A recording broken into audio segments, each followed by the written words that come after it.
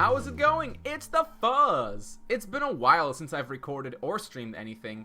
It's partially because I've been kind of dealing with this rebalance thing that I announced sometime early, and also a little bit playing some other games. But anyways, we're back in the swing of things. The balance patch is coming Wednesday. I'll be covering that when that happens.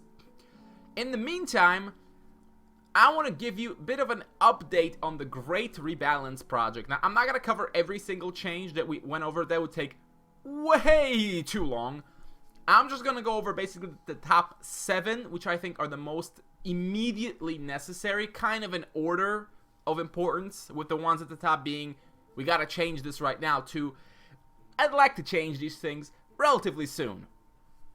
Anyways, for this, I had the help of several top players, including Jodo, Boltor, Peacekeeper, and Laurentiel, all of whom provided very interesting insight, especially since a lot of the times I would suggest something and they would all say, no, don't touch this card is fine.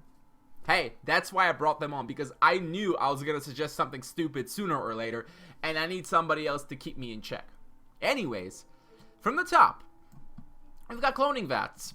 It should be pretty obvious for why this card needs to change. It's just a single card that has just unlimited value potential. Basically, you can use this card as your late game entirely. Just summoning creature after creature. You can sack them for cards. You can do whatever you want. So, basically, we had almost a consensus with this one as to what to do.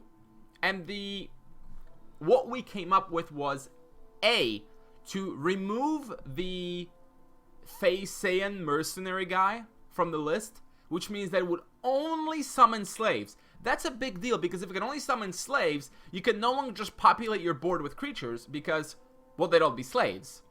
They wouldn't be able to attack. Large numbers of slaves aren't that useful. You could still sack them for card draw, but Stronghold Metropolis is actually a card that would be relatively high on the list of things that should be changed, but that's for another day.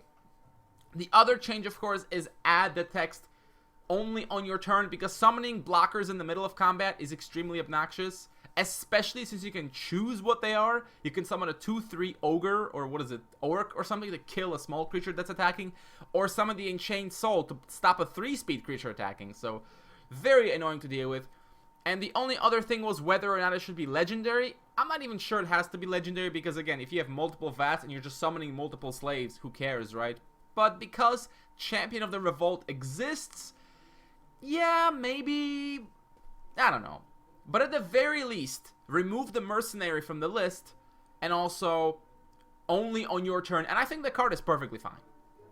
And probably will still see play, but you're not going to run 4 of them and basically play a game of, I have vats, and I have cards that remove vats. Let's see who wins, because that's not very exciting.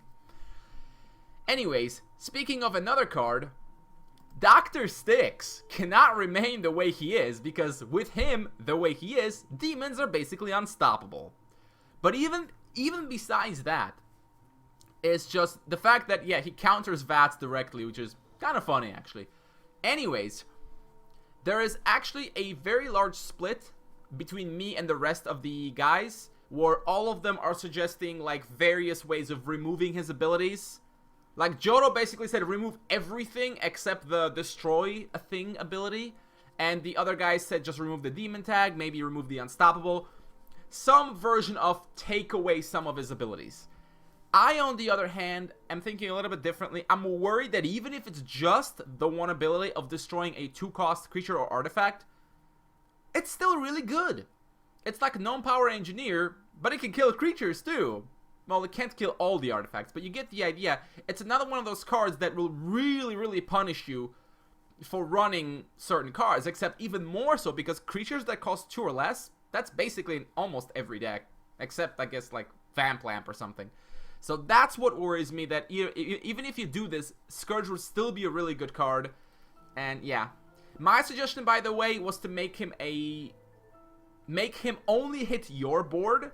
So it basically is just like a demon-only card, because, well, you're not going to play it otherwise. The idea is that you use it to destroy Portal, and that's all it does. And that's actually quite a big nerf to the current version of demons. But, I don't know. The idea of a searchable demon that can pop Portal might be too powerful. So that's an entirely fair thing to say. I don't know, honestly. I just don't think a creature should be able to enter the field and kill that many different targets. Yes, we have Karthus that does this, but Karthus is a 4-aspect legendary. That's a bit of a difference here. Underworld Scourge is a 5-drop. So anyways, no matter what happens, Dr. Styx is gonna have to see a nurse. Moving on, what do we got? Ah yes, Sprinha the Nightshade. Oh my god, this card.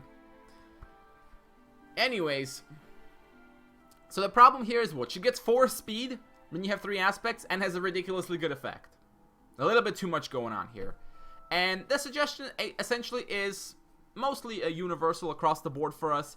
Just don't let her have 4 speed, because that's really lame. Johto actually just said remove that ability altogether, so she never gets the buff, so she can never remove 3 speed, and she's only ever 2-3, which I think is fair. Whereas guys like Bolter and Laurential just said, well, make her have 3 speed when she, you know, levels up, so she's less obnoxious. I would say either go with that first suggestion, just take away the ability, or make her 3 speed, but make her 4 mana, to make her a little bit more expensive, and also completes that 4 mana 1 aspect cycle that we have with Eleanor, Hartsford, and Glittis. Seems to make sense to me. I think at 4 mana and reduce the speed to 3, it's powerful, but I think it's not like any more on the radar of, oh my god, it's OP. So I think that I would be completely happy with that kind of suggestion. Moving on to number 4. I said level 4. Fleeting Fairy.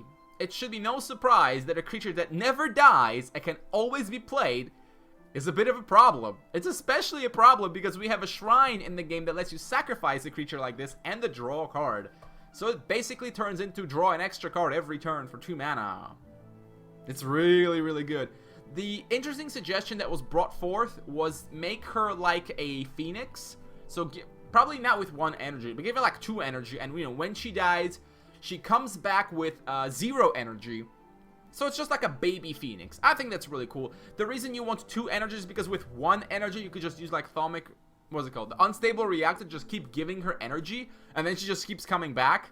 But with 2 energy, it would take a lot more work to get her to come back.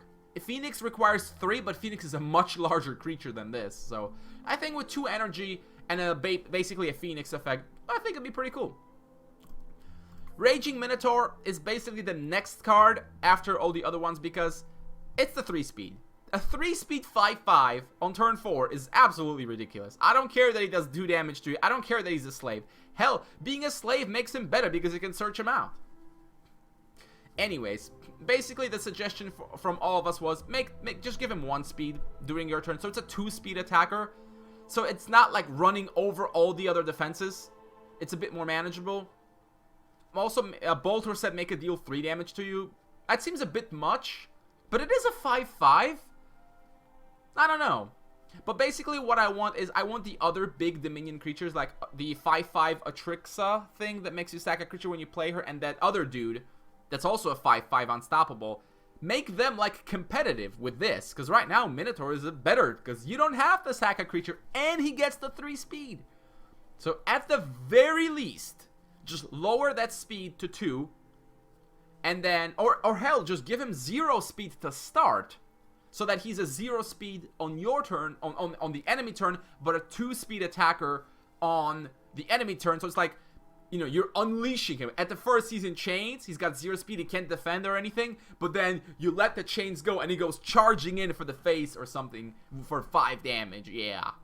So, yeah, I'd start with the speed change and see if it's too obnoxious, and then go from there. Anyways, last card, Scatterdoor's Bidding. Man, this card's not fun to play against at all. It's basically, I play this, I'm gonna get like 4 life, and then you're gonna start losing life every turn, and I'm gonna gain like 4 or 5 life every turn, and you basically cannot win at all unless you remove this. Not much fun. Unfortunately, we didn't really have a great suggestion for this. My initial one, which I put forth, was to make it say your cards cost 1 less mana, enemy cards cost 1 more mana, and perhaps some other small effect, like maybe whenever you play a card, you like steal 1 life or something. Maybe? I don't know. Something like that. And the other one was just, Laurentiel just said maybe we just reduce the amount that he steals, that he gives you and he takes from your opponent. I don't know. We don't like this card, but we don't really have a great idea for what to do with it. So we'll see. We'll see if it's even hit. I have a feeling it might not be, actually. Anyways.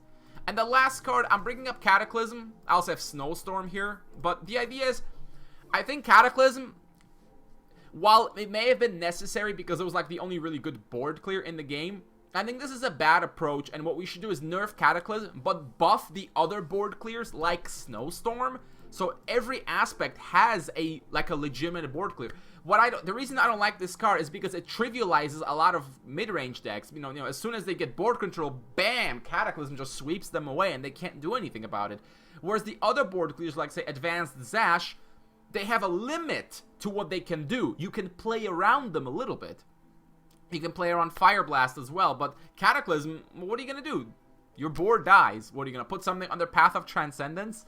Let's not kid ourselves here. Whereas board clears like Snowstorm are just hilariously bad, where they don't clear anything at all.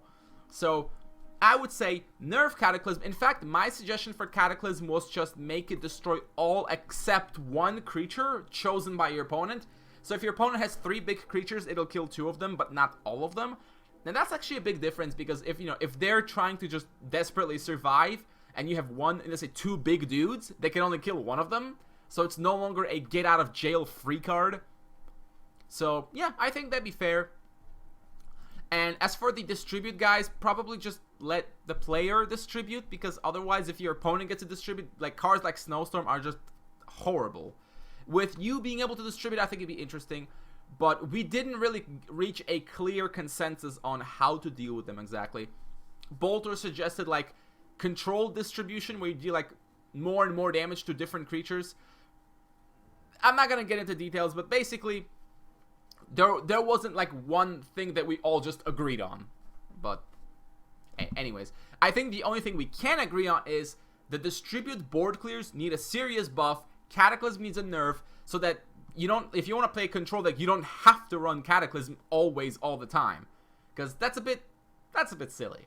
Anyways, that's it for my update. I'm not gonna ever go over like all the cards. There's like over 90 suggested card changes, so yeah, it would take a long time if I wanted to go through all of them. But I am very interested to see which, if any, of these come forward. By the time you see this video, I'll have already emailed the developers with the document, so we'll see what they do with it. They've got 2 days to figure out if they want to apply any of these changes at all. I'm not going to be terribly sad if they don't, but the fact that they're doing anything at all is good, because that means we're going to get away from these Dominion has everything kind of decks. So either play that or just go aggro Superface, or like some obnoxious Hate Bear deck, or whatever, some variant of it. Anyways, thanks for joining me. I'll see you guys next time. I'll see you Wednesday for the patch review. I am really looking forward to see what they come up with. And probably afterwards, we want to start looking into buffing some of the really bad cards, like besides the board clears, so that we have a more interesting selection of cards to work with. So that you can look at your collection and have, oh wow, there's a lot of different decks I could work with. There's all these new cards all of a sudden. Because whenever they buff a bad card into like playability, it's as if they gave us a new card to work with. That's how it's been in the past. And that's really good. The more playable cards in the game, the more fun. And it'll make trials a lot better too. Anywho, I'll see you next time. Stay awesome.